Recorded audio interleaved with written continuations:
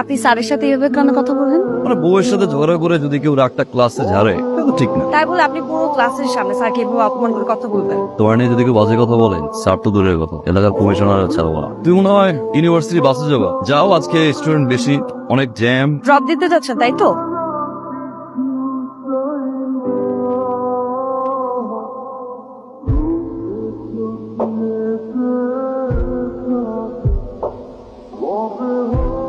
এইরকম একটা dress up করে আমাদের সাথে দেখা করতে এসেছো? কেন আঙ্কেল, খারাপ কি? শার্ট প্যান্ট ইনক্লুড আসলে কিছু বদলো? আসলে পোশাক দিয়ে মানুষকে জাজ করা ঠিক না।